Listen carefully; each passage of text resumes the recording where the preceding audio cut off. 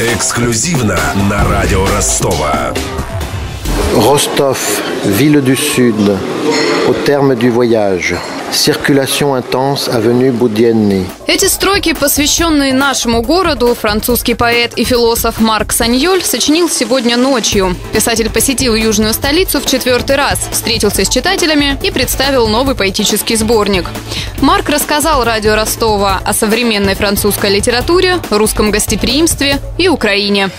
Для справки. Марк Саньоль, 58 лет. Родился в Лионе, много лет провел на дипломатической работе в Берлине, Вене, Варшаве и Киеве. В Москве он руководил отделом книги французского посольства. Сейчас преподает немецкий язык в Париже. Германист по специальности, он свободно владеет русским, польским и украинским, не говоря уже о западноевропейских языках. Марк Саньоль увлечен поездками по Восточной Европе. Его поэтический сборник «Места странствий» дает широкую панораму путешествий автора по европейским столицам и городам России.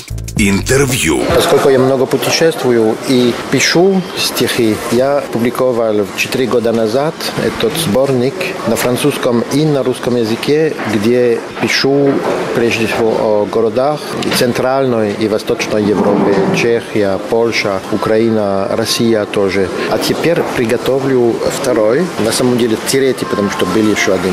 Третий сборник. Здесь русские сонеты, именно про русских городах, про Петербург, Москва, Архангельск, Углич, Смоленск, Красноярск, Ростов. Что касается французской литературы, можно сказать, что она очень живая. Знак этого можно видеть в том, что в последних годах 2 французских писателя получили Нобелевскую премию. В 2008 году Жан-Мари Леклезио, а в этом году Патрик Модено. И есть очень много хороших французских писателей. Доминик Фернандез, Эммануэль Каррер, Бекбедер, Уэльбек, Анна Гавальда, конечно. В России ее очень любят. И что касается русской литературы, в Франции читают русскую литературу тоже, современную, но классическую, конечно, но и современную тоже читают. Прилепин, Улицкую читают во Франции. Сейчас в современном мире между русскими молодыми людьми и французами есть что-то общее? Или мы действительно вот очень разные?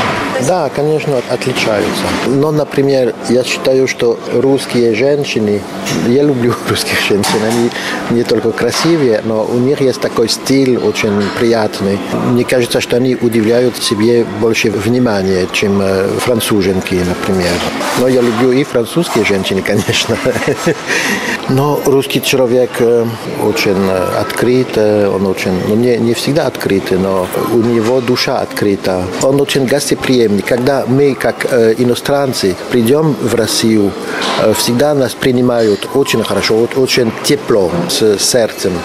Ну, например, я был недавно в Самаре, у меня друзья, они меня пригласили к себе на дачу, на баню. Мы уже несколько лет знакомы, хорошие знакомые, но так они открыли свой дом. И, конечно, во Франции тоже гостеприимные люди, но все по-другому. Может быть, из-за того русские теплые люди, из-за того, что страна или зима такая холодная, человек сам теплый. К сожалению, сейчас в политике говорят все, сейчас достаточно напряженные отношения между Россией и Западом. Как писатель вы эти противоречия как оцениваете? Я очень хорошо знаю Украину. Я жил там 4 года.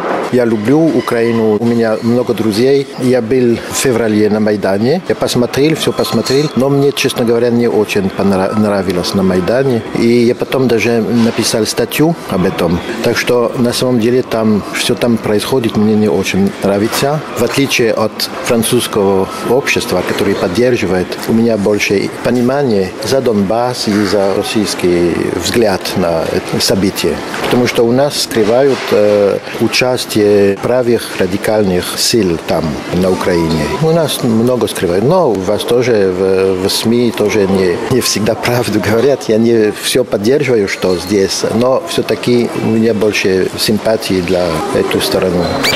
С французским поэтом общалась Анастасия Шевцова. В студии работают Андрей Букреев и Александр Попов. Эксклюзивно на радио Ростова.